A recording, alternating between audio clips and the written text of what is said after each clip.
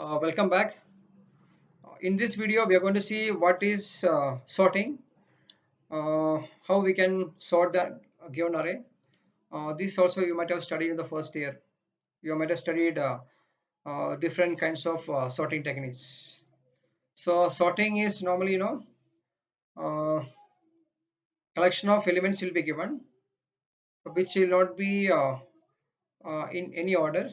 So your job is to arrange the given elements either increasing or decreasing order. So if you look at the picture, you'll be given a list of n numbers. So what is your job is you have to arrange. No, if you take it as a list name as A of 1 is lesser than A of 2, and A of 2 is lesser than A of 3, and A of 3 is lesser than A of 4, and A of n minus 1 is lesser than A of n. So if you arrange the given elements in this format, in this order, we call it as increasing order.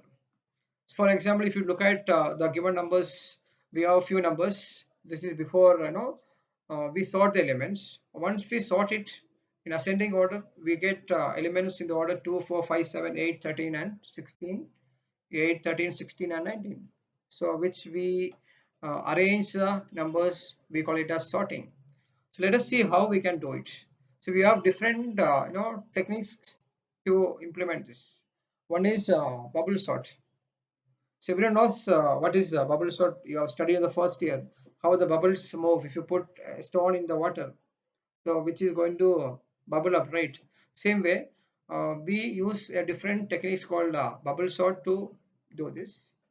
What we do is in the bubble sort, uh, we have do this in two different ways. One is we are going to take two different cycles. The first cycle, what we do is we are going to find the largest element and put in the last location. And next cycle, we are going to find the second largest element and put in the second, second last position. Next cycle, we are going to find third largest element, put in the third last position. So we continue this. So the way the bubbles are moving. So in the first cycle, we are going to find the largest element and put in the last location.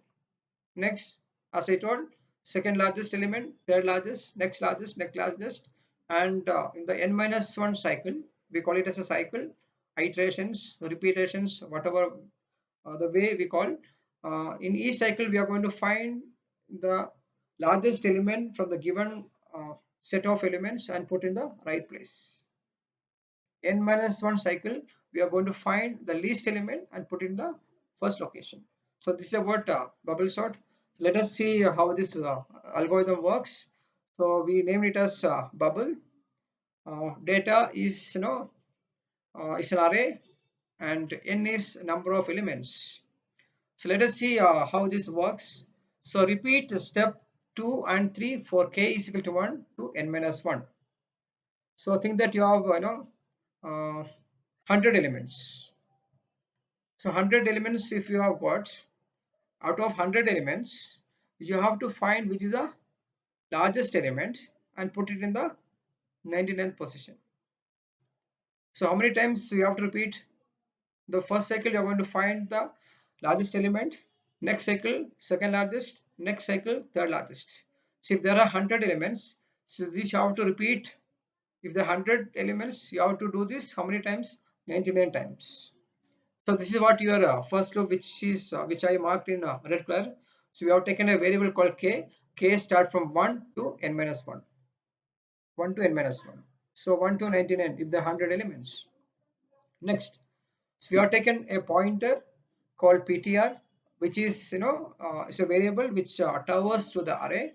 So initially we are starting with the first element. Ptr is equal to 1, and what we do is, and what you can see in the green color, that is your inner loop.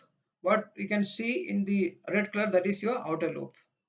So where your outer loop starts and ends, where your inner loop starts and ends, please take care of that.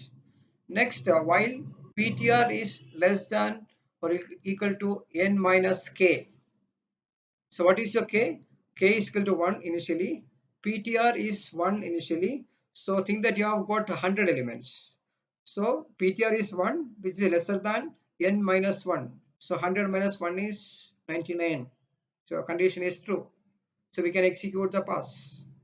So what you do is, if data PTR is 1, we are talking about the first element. If data PTR is greater than data PTR1, which is 1 plus 1 is 2. So you are going to compare the first element with the next element, which is second element. The first element found to be greater than the second element. So what you do is interchange data PTR with data PTR1. The moment you found, or the moment you find the first element is greater than the second element, just exchange this. Next, what you do is, so you have to set PTR is equal to, you have to continue this. PTR is equal to PTR plus 1. So next what you do is, you have to compare your second element with third element. Third element with fourth element. Fourth with fifth. N minus 1 with nth element. So this will be continued. And after when you come out of your while loop, what happened is, you are going to set the highest element at the last location.